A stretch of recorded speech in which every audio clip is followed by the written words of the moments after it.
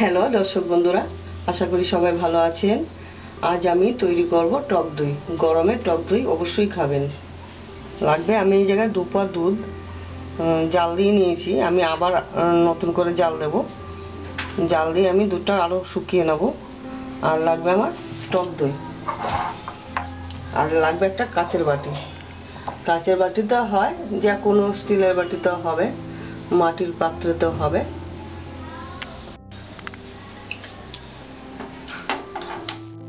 গ্যাসটা আমি জ্বালিয়ে নেব।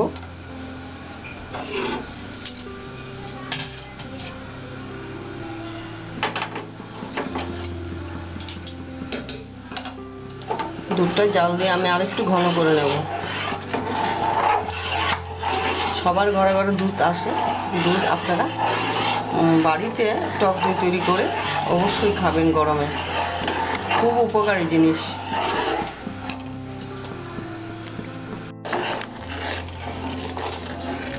আমি দুধটা জাল দিয়ে অনেকটা কমিয়ে নিয়েছি।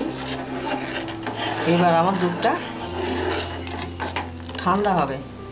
উষ্ণ গরম অবস্থায় আমি বাটিতে ঢালবো। আমি এখন গ্যাসটা অফ করে দিচ্ছি।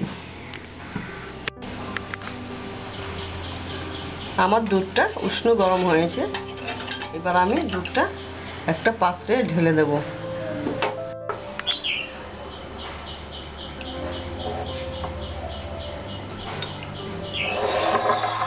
আমার ঘরে পাতায় দই আমি খানিকটা নিয়ে নিলাম।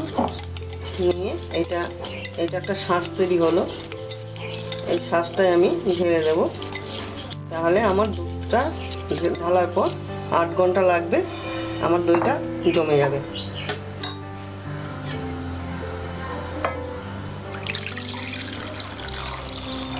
আট ঘন্টা পরে আমি দেখাবো আমার দইটা কেমন সুন্দর জমে গেছে।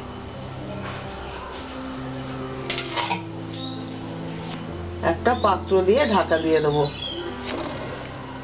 8 ঘন্টা পরে আমি খুলবো ঢাকা।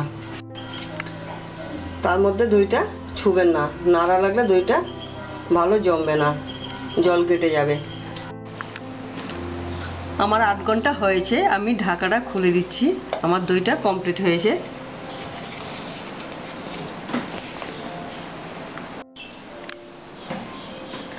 দেখুন আমার দইটা কত সুন্দর বসেছে। আমি দইটা কেটে দেখিয়ে দিচ্ছি। দইটা খুব সুন্দর আমার তৈরি হয়েছে। আপনারা একইভাবে একই পদ্ধতিতে আপনারা টক দই ঘরে পাতবেন, অবশ্যই ভালো লাগবে। আর টক দই খাওয়া খুবই ভালো গরমে। খাওয়ার শেষে আপনি একটু নুন দিয়ে, অল্প চিনি দিয়ে দুটো ভাত মেখে খাবেন, ভালো লাগবে। গোল করে খাবেন, সেটা ভালো লাগবে, পেট ঠান্ডা রাখবে। গরমকালে অবশ্যই টক দই খাওয়া ভালো। আপনারা তৈরি করে খেয়ে ভালো লাগলে আমাকে অবশ্যই জানাবেন। আমি আবার নতুন রেসিপি করে দেখাবো। আমার ভিডিওটি আপনাদের ভালো লাগলে আমার চ্যানেলটিকে সাবস্ক্রাইব করবেন, লাইক ও শেয়ার করবেন, কমেন্ট করবেন। আমার ভিডিও দেখার জন্য আপনাদের ধন্যবাদ।